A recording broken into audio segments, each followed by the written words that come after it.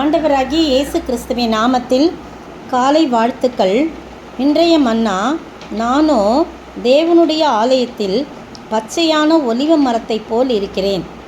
தேவனுடைய கிருபையை என்றென்றைக்கும் நம்பியிருக்கிறேன்.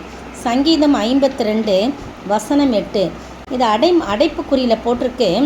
தாவீது அபிமெலேக்கின் வீட்டுக்கு வந்தான் என்று ஏதோமியனாகிய தோவேக்கு வந்து சவுலுக்கு அறிவித்த பின்பு தாவீதினால் பாடப்பட்டு ராகத்தலைவனுக்கு ஒப்புவிக்கப்பட்ட மஸ்கீல் என்னும் சங்கீதம்.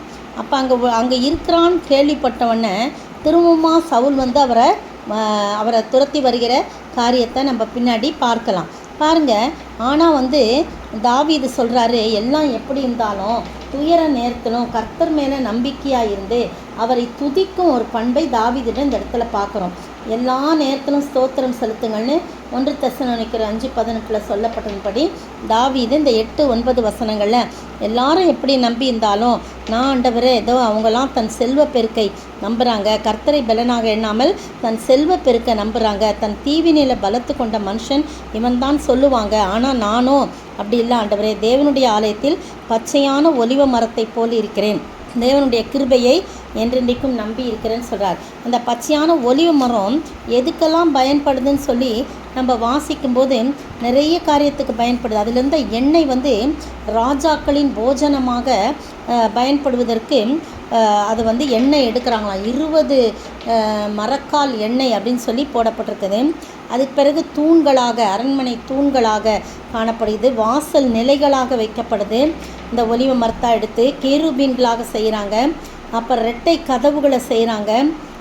அப்புறம் பிள்ளைகள் வந்து கர்த்தருக்கு, அந்த ஒலிவ மர கன்றுகளுக்கு கர்த்தர் வந்து ஒப்பிடப்படுறதா இருக்குது. இன்னும் அப்படி நிறைய ஆசீர்வாதங்கள் காணப்படுது. அப்போ அந்த இதில் பார்த்திங்கன்னா நியாயாதிபதிகளில் நியாயாதிபதிகள் 9ஆம் அதிகாரம் 8-9 வசனங்களில் விருட்சங்கள்லாம் வந்து ஒவ்வொரு மரமாக கேட்குதுங்களே ஆளுங்கன்னு, அப்படி ஒலிவ மரத்தை போய் என்னை ஆண்டு கொள்ளுங்கள்னு விருட்சங்கள் கேட்கும்போது அந்த ஒலிவ மரம் என்ன சொல்லுதான், நான் வந்து தேவர்களாலும் மனுஷர்களாலும் புகழுகின்ற என் கொழுமையை விட்டு நான் மரங்களை ஆளப் போவேனா அப்படின்னு சொல்லுது.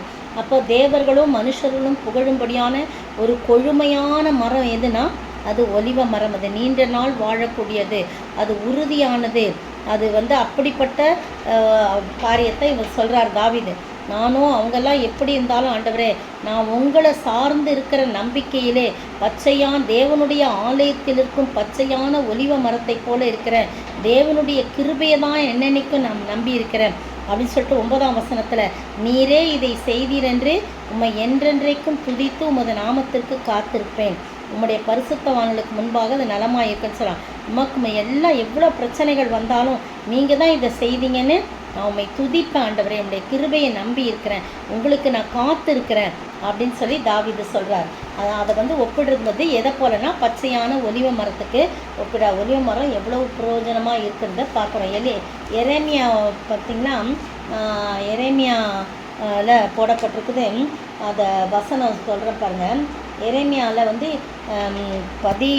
16ஆம் வசனத்தில் பாருங்கள், அதில் போட்டிருக்கு, நல்ல கனி இருக்கிற நேர்த்தியும் பச்சையுமான ஒலிவ மரம் என்னும் பெயரை கர்த்தர் உனக்கு இட்டார் அப்படின்னு சொல்லப்படுது. யாருக்குன்னு போது நல்ல கனி உண்டாயிருக்கிற நேர்த்தியும் பசுமையுமான ஒலிவ மரம் அதில் போட்டிருக்கு. பச்சையான ஒலிவ மரம் சொல்லி உனக்கு பேர் வச்ச இஸ்ரவேல் மக்களுக்கு தேவன் பெயரிட்டிருந்தாராம்.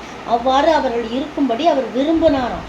இன்றைய ஆவிக்குரிய இஸ்ரவேலராகிய தமது மக்கள் யாவரும் நல்ல கனி கொடுக்கும்படி ஒலிவ மரமாக திகழ வேண்டும், பச்சையான ஒலிவ மரமாக திகழ வேண்டும் என்பது கடவுளுடைய விருப்பமாக இருக்குது. அதனால தான் நமக்கு அந்த பெயரை வைக்கிற புதிய இஸ்ரவேல் மக்களாகிய நமக்கு அந்த பெயரிட்டு அதை எதிர்பார்க்கிறார். கர்த்தருடன் நெருங்கி வாழ்கிறவர்கள் இவ்விதமாக இருப்பார்கள். அதை தான் அவன் வந்து தாவீது சொல்கிறார், நானும் பச்சையான ஒலிவ மரத்தை போல உன் மீது நம்பிக்கையாக இருப்பேன், உமது கிருபையின் மேலே நம்பிக்கையாக இருப்பேன்னு சொல்கிறார். நீங்களும் நானும் நல்ல கனி கொடுக்கும்படியான ஒலிவ மரமாக இருக்கிறோமா? உம்மால் காத்திருக்கும் உலக மக்களுக்கு ஏதாவது பயனுள்ள வகையில் நம்ம வாழ்கிறோமா அப்படின்னு சொல்லி நம்ம பார்க்கணும். அப்படிப்பட்ட நல்ல பச்சையான ஒலிவ மரத்தை போல நாம் இருக்க, தாவீதை போல இருக்க ஆண்டவர் தாமே கிருபை செய்வாராக. ஆமென். கனி கொடுப்போம், இயேசுவுக்காய் நாம் கனி கொடுப்போம், கனி கொடுப்போம், கனி கொடுப்போம், இயேசுவுக்காய் நாம் கனி கொடுப்போம். அல்லேலூயா, அல்லேலூயா, அல்லேலூயா, அல்லேலூயா, அல்லேலூயா, அல்லேலூயா. ஸ்தோத்திரிக்கிற ஆண்டவரே, துதிக்கிற ராஜா, நல்ல கனி கொடுக்கக்கூடிய நல்ல பயனுள்ள மற்றவர்களுக்கும் கர்த்தாவே நாங்கள் பயனுள்ள பாத்திரமாக பயனுள்ள ஒரு நல்ல ஒலிவ மரத்தை போல நாங்கள் காணப்பட இந்த ஒலிவ மரம் எவ்வளவு அதிகமாய் பயன்படுகிறது, கொழுமையாக இருக்கிறது, தேவர்களால் மனுஷர்களால் புகழப்படுகிறது. அது அரண்மனைக்கு தூண்களாகவும் வாசல் நிலைகளாகவும் ஆண்டவரே கேருபீன்கள் செய்வதற்கும் இரட்டை கதவுகள் செய்வதற்கும் ஆண்டவரே தகப்பனே அதிலுக்குள்ள எண்ணெய் அரண்மனையில் உள்ளவர்களுக்கு போஷிக்கும்படியாக ஆண்டவரே போஜனமாக விளங்குறதையும் பிள்ளைகளை ஆண்டவரே இந்த ஒலிவ மரத்துக்கு ஒப்பிட்டு பேச போல ஆண்டவரே தகப்பனே எவ்வளவோ கர்த்தாவே இதோ கர்த்தாவே அது பிரயோஜனமாக இருக்கிறது. அதுபோல நாங்களும் மற்றவர்களுக்கும் உமக்கும் பிரயோஜனமாக இருக்கவும் உண்மையே நம்பி உம்முடைய கிருபையை நம்பி உம்மை துதித்து எந்த சந்தர்ப்பத்திலும் உம்மை துதித்து உம்முடைய நாமத்துக்கு காத்திருக்க நீ கிருபை செய்ய வேண்டும் என்றே கர்த்தரும் மீட்பரும் ராஜாமா இயேசு கிறிஸ்துவின் விலையேறப்பட்ட நாமத்தில் ஜெபிக்கிறேன் பிதாவே, ஆமேன். நேற்றைய பதில், பெதஸ்தா எண்ணப்பட்ட அந்த குளம் எருசலேமில் ஆட்டு வாசலின் அருகே இருக்கிறது. யோவான் 5:2. இன்றைய கேள்வி, யாருடைய எதை கேட்கும் காலம் வரும்? அதை கேட்கிறவர்கள் என்ன ஆவார்கள்? யாருடைய எதை கேட்கும் காலம் வரும்? அதை கேட்கிறவர்கள் என்ன ஆவார்கள்?